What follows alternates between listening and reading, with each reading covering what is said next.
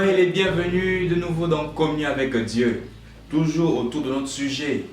Il s'agissait de l'ordonnance que Dieu nous a donnée pour le salut. Notre verset de base, c'est toujours Acte 2, le verset 38. La Bible dit ceci: repentez-vous et que chacun de vous soit baptisé au nom de Jésus-Christ pour la rémission de vos péchés et vous recevrez le don du Saint-Esprit. Dernièrement, nous étions sur la repentance. Aujourd'hui, nous allons parler du deuxième point. Il s'agit du baptême au nom de Jésus-Christ. Donc, notre sujet, c'est le baptême selon la Bible. Nous allons essayer de comprendre qu'est-ce que c'est que le baptême selon la Bible. Nous allons répondre qu'à des questions, ça sera sous forme de questions, de telle sorte que ça soit très bien compris. Alors, la première question que nous nous posons déjà, c'est de savoir qu'est-ce que le baptême. Nous voulons connaître le baptême selon la Bible. Alors, toutes les questions seront répondues aussi que par la Bible. Nous n'allons pas donner une interprétation humaine, nous n'allons pas donner une conception personnelle, non, mais c'est la Bible elle-même qui va parler. Qu'est-ce que le baptême selon la Bible? Nous sommes dans 1 Pierre 3, le verset 21. 1 Pierre 3, au verset 21, la Bible dit ceci: cette eau était une figure du baptême. En passant, l'eau dont il s'agit ici, il s'agit de l'eau à l'époque de Noé.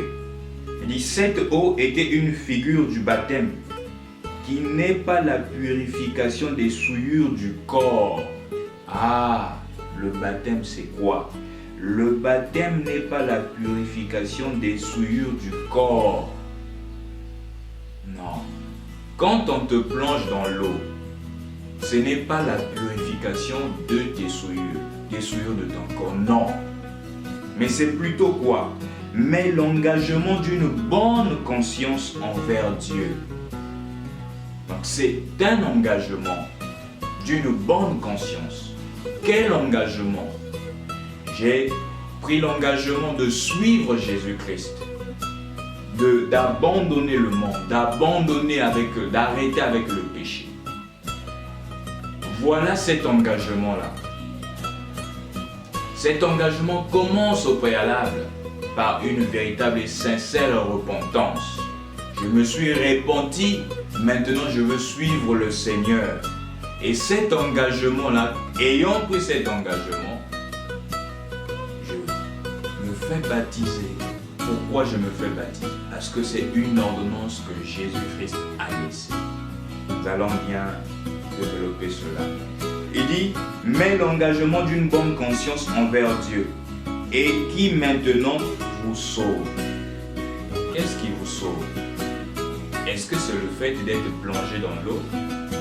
Quand tu sors de l'eau, c'est ça qui te sauve. La Bible dit: le baptême n'est pas une purification des souillures du corps, non. Si tu le pensais déjà que quand je serai baptisé ou quand j'ai été baptisé, cela a purifié mes péchés. Non. Cela a purifié les souillures de mon corps. Non, ce n'est pas cela. Mais c'est quoi? Le baptême est un engagement plutôt, un engagement d'une bonne conscience envers Dieu. Et qu'est-ce qui sauve? C'est cet engagement que tu as pris là qui sauve. L'engagement de suivre Jésus-Christ, d'arrêter avec le péché, d'arrêter avec la souillure, d'arrêter avec les animosités, avec l'immoralité sexuelle, avec l'adultère. Voilà ce qui sauve. C'est l'engagement qui sauve. Cet engagement que je prends pour suivre Jésus-Christ. Et ayant pris cet engagement, je le témoigne aux yeux de tous. C'est un acte que nous faisions, que l'on fait en public. C'est une manière de témoigner cela aux yeux des gens qui nous voient. Dit: maintenant j'ai pris l'engagement d'arrêter avec le péché. Maintenant je veux suivre le Seigneur Jésus-Christ. Et c'est ce qui sauve. Ce qui sauve, c'est cet engagement que je prends. Il dit: et maintenant qui vous sauve, vous aussi, par la résurrection du Seigneur Jésus-Christ. Donc, quand je vais dans les eaux du baptême, c'est comme Christ qui était sur la croix. Il est mort et il est ressuscité le troisième jour. cet engagement-là que j'ai pris, c'est ça qui me sauve par la résurrection du Seigneur. Pourquoi? Parce que étant baptisé, je m'identifie à lui. Christ, quand il est mort, voilà pourquoi on me plonge. C'est à l'image de Christ qui était mort. Et quand je ressors de l'eau, je ressors en nouveauté de vie. Cette personne autrefois qui vivait dans le péché, cette personne autrefois qui était dans une vie de boîte de nuit, dans une vie de souillure, dans une vie où je me livre à la boisson, à la cigarette, toutes ces choses. Maintenant, ayant pris cet engagement-là, quand on me plonge, c'est à l'image de Christ, donc je meurs avec toutes mes anciennes habitudes et je ressors de l'eau ressuscité, je ressors de l'eau en nouveauté de vie. Non, mais ce n'est pas, notez bien ici que ce n'est pas le fait d'être plongé et ressorti de l'eau qui vous sauve, non. Sinon on dira que tous ceux-là qui ont été baptisés sont sauvés. Il y a des gens aujourd'hui qui se sont fait baptiser 2 fois, 3 fois, mais qui sont dans les mêmes habitudes et qui vivent les mêmes choses qu'autrefois. Et ce qui vous sauve, c'est quoi? C'est l'engagement que vous prenez. J'ai pris l'engagement de suivre Jésus-Christ, c'est ça qui me sauve. Et de cet engagement-là, je m'identifie à lui. En étant plongé, je m'identifie à Christ qui meurt. Et en sortant, je m'identifie à lui en ressortant des eaux, étant une nouvelle personne. Voilà. Alors le deuxième point dont nous allons parler ce matin, c'est de savoir qui est apte à passer aux eaux du baptême ou qui est apte de se faire baptiser. Vraiment, il s'agit de savoir, de répondre à toutes ces questions selon la Bible. Qui est apte à se faire baptiser selon la Bible? La Bible elle-même va répondre. Nous sommes dans Marc 16. Marc 16, le verset 16. La Bible dit, « Celui qui croira et qui sera baptisé sera sauvé. Mais celui qui ne croira pas sera condamné. » Qui est apte à se faire baptiser selon la Bible?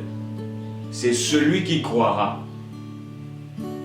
On dit que celui qui croira et qui sera baptisé sera sauvé. Pour être baptisé, il me faut être une personne de raison.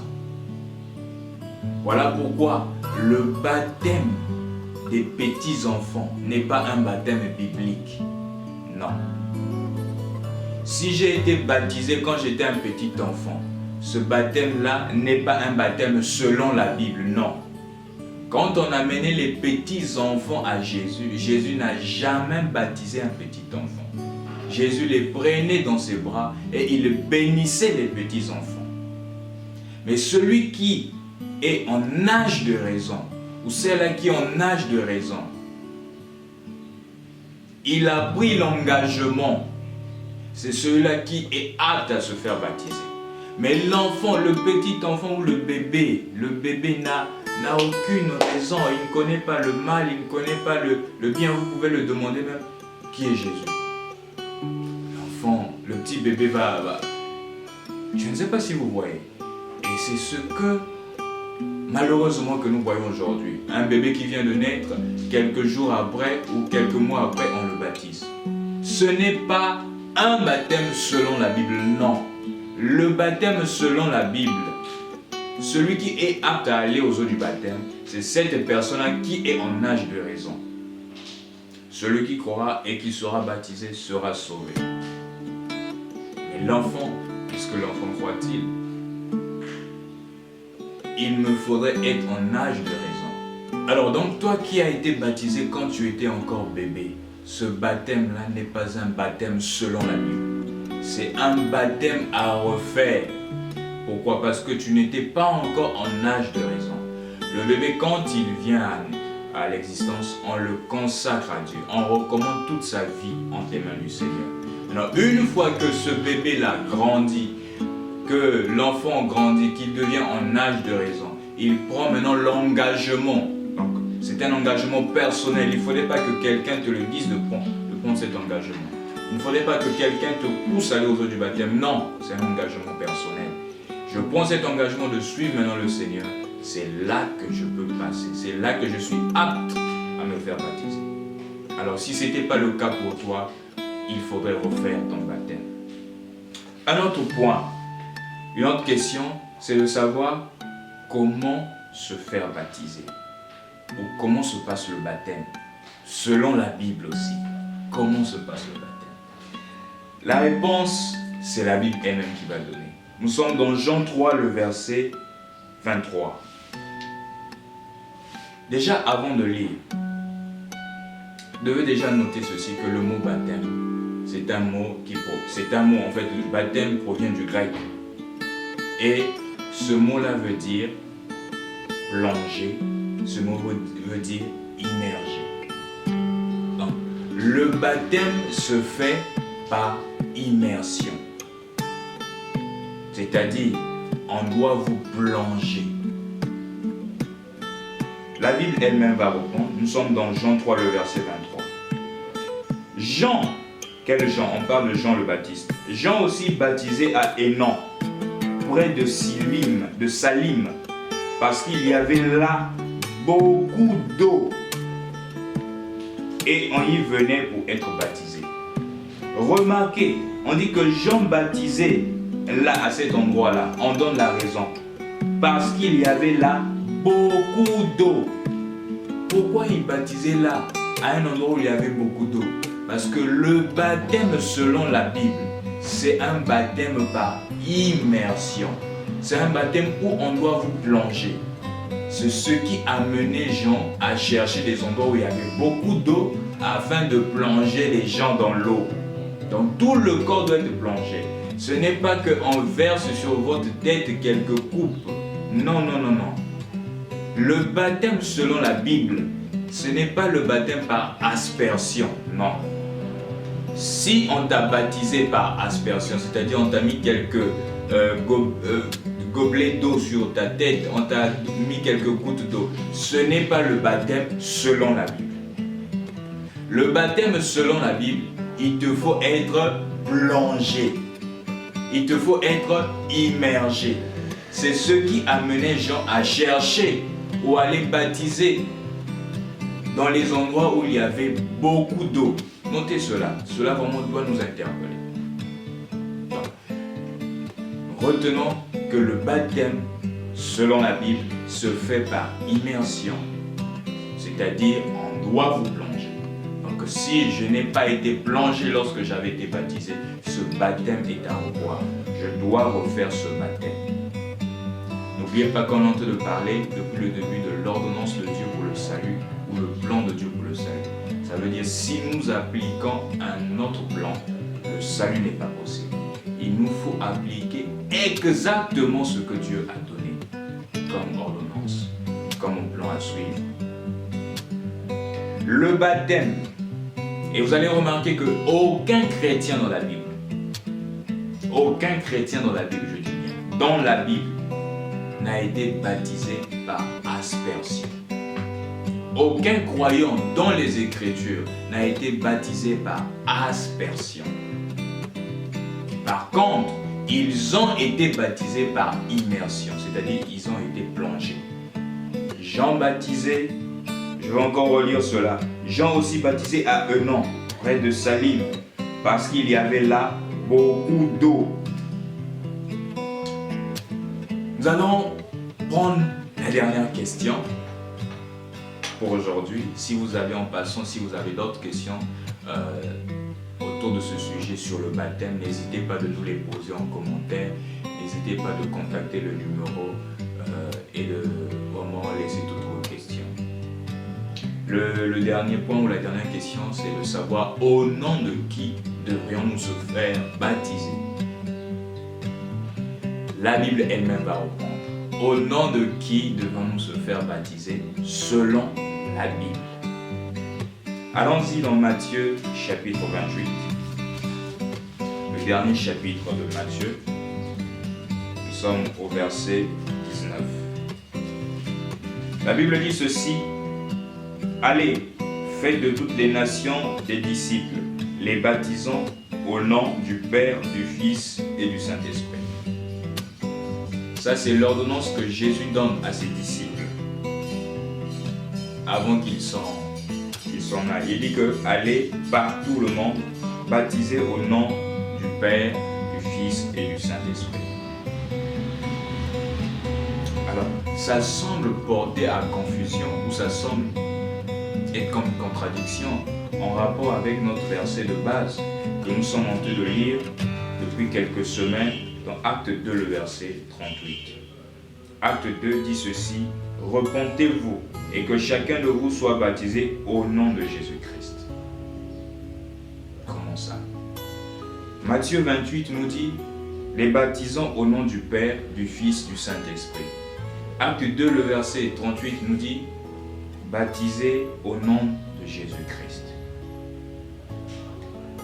Est-ce que ça se contredit?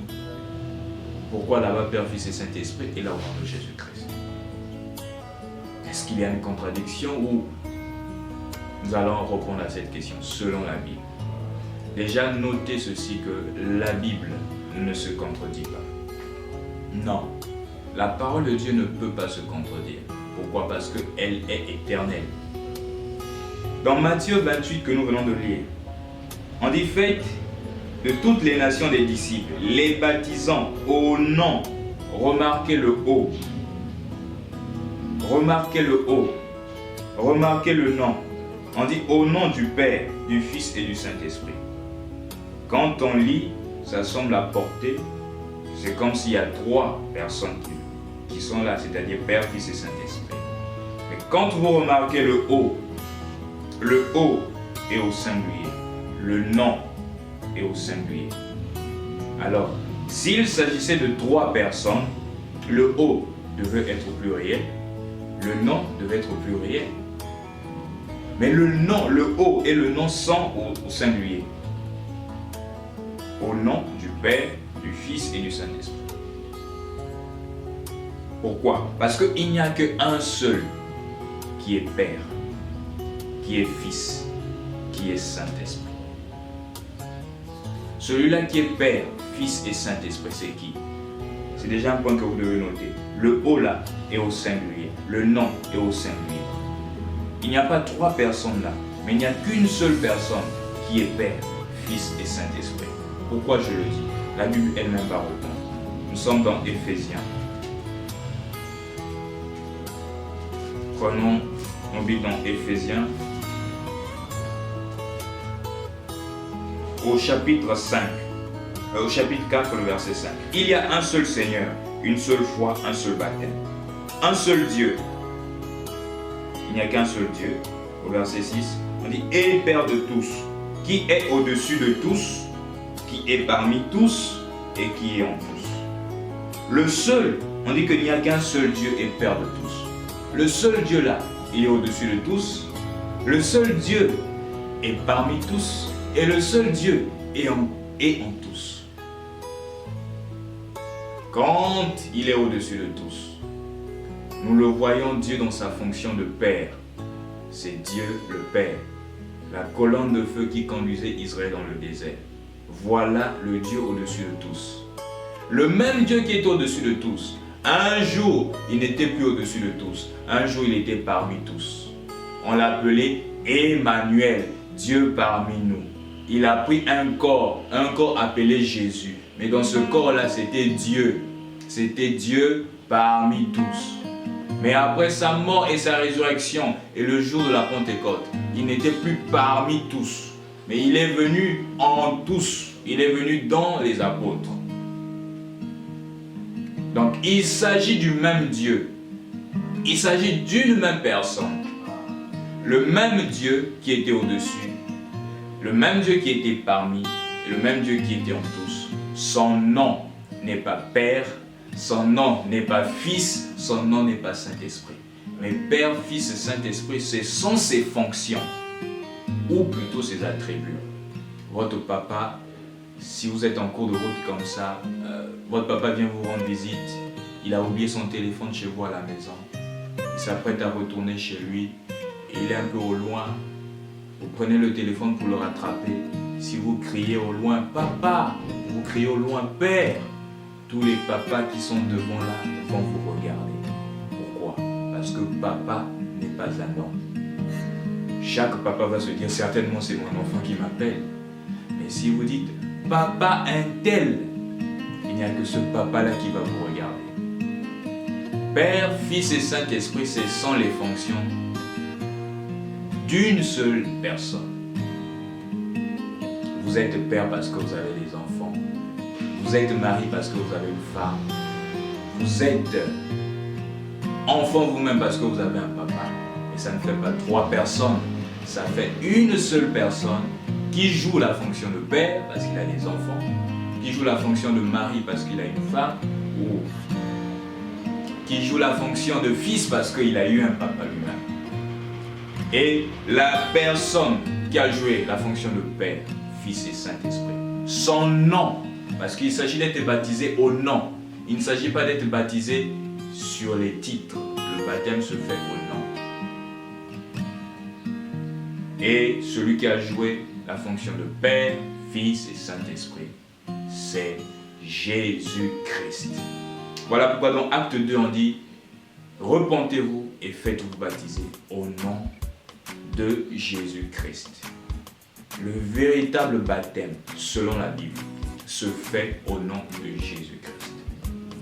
Aucun chrétien dans la Bible n'a été baptisé dans les titres du Père, Fils, Saint-Esprit. Mais les croyants selon la Bible, vous allez remarquer l'apôtre Paul en parle même. Quand il va à l'église de Corinthe, il dit que ce n'est pas en mon nom que je vous ai baptisé, mais c'est au nom de Jésus-Christ. Donc, le baptême selon la Bible se fait au nom de Jésus-Christ. Alors, voilà toutes les questions qu'il fallait répondre autour de la question du baptême selon la Bible. Vous qui nous avez suivis, après avoir compris cela, à vous maintenant de prendre cet engagement si vous ne l'avez pas encore pris, parce qu'il est plus tard que nous le pensons. Jésus revient bientôt. La grande tribulation arrive bientôt. Le monde va connaître la 3e guerre mondiale. Mais avant cela, l'épouse sera enlevée. Qui sera enlevé si ce n'est que ceux-là qui ont accepté ou qui ont obéi au plan du salut de Dieu? Je ne suis pas sauvé, je le répète encore, parce que je chante, je prie, je prêche, non. Je suis sauvé parce que j'ai obéi aux conditions que Dieu a données. Les conditions, c'est quoi? Repentez-vous, faites-vous baptiser au nom de Jésus-Christ. Et c'est cet engagement, l'engagement que tu prends, qui te sauve. Et après l'avoir fait, Dieu est obligé de te donner le don du Saint-Esprit. Que le Seigneur Jésus-Christ